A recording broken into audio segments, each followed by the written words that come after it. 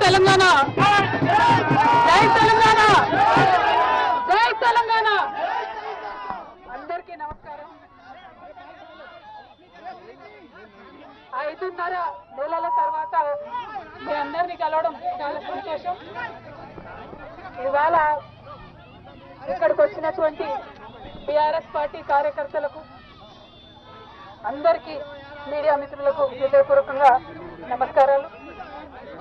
18